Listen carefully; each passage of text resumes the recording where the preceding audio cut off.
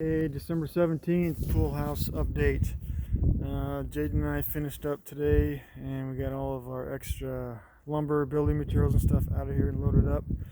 The stage area here had a bunch of sheet goods on it, which is gone. And then over there on the side of the game room, all that stuff is picked up and gone and swept.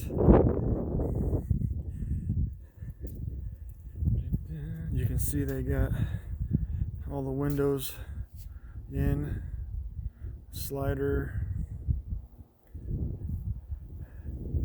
We got our flashing on down everywhere need be. Oh, for the stucco guys. And then you can see this big old monster 16 footer, which is all one single track. One 16-foot custom-made track that they made.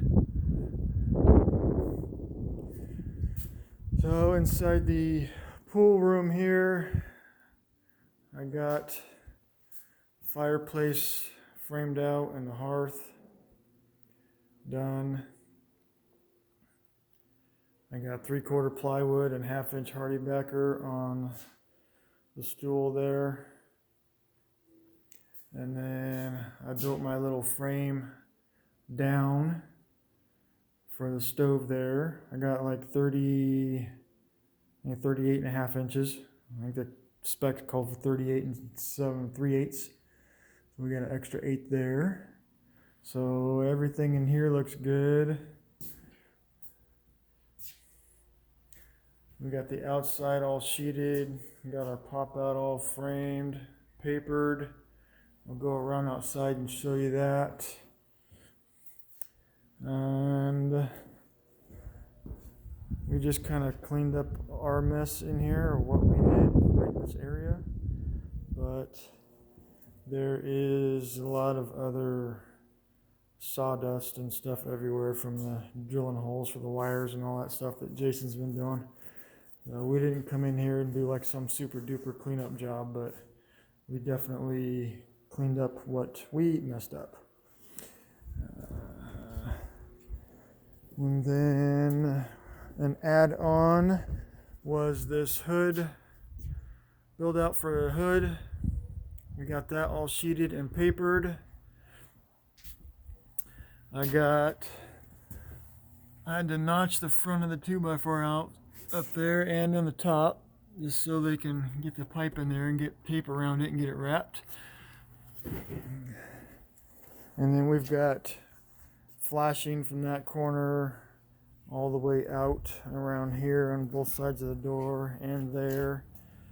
I cut this seal out this morning. For some reason we hadn't cut that out yet.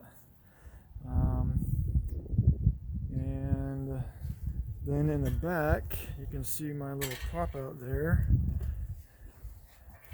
with a 45 on it. And we even sheeted the underneath on the underside of it too.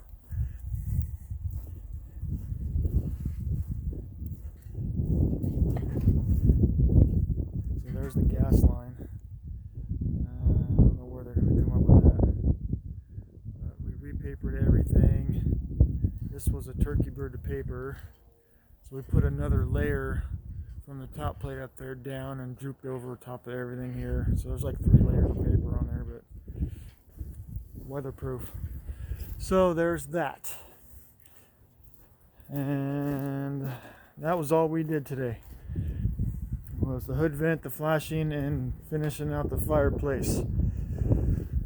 And we did a good cleanup. So we are good to go and out of here. So the only thing I think that we would have left to do here is, which I haven't done yet, I did not secure this HardieBacker down very good. I just used some drywall screws, but I didn't have any HardieBacker screws or nails or whatever.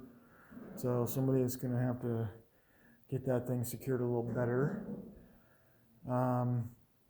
And then, somebody's obviously, I don't know exactly where this thing's going to be, but we're going to have to cut a hole out, for the vent. And the exhaust flange piece that goes on the outside is going to have to get mounted and screwed into stucco. So I'll have to deal with that later, but I'm sure the stucco guys are going to want to know where this hole is before they stucco over that whole thing. I think that's the only thing I got on that left. And then you can see my framing. I'm not exactly sure how high the mantle is going to go, but it's going to be somewhere in my framing there. I would say about a foot above the stove. So I'm looking at maybe about right in here in this area. Definitely not up to the header. I mean, we could go a little higher, but I'd say about anywhere from maybe 16 inches above the stove. So yeah, we might be able to make it into that header, bottom of that header. Actually, about right in here. This is where the mantle will go if it's about 16 inches. I think that frame that I made was 20 inches tall. So we'll have to figure out the height on that. All right, that's it for today.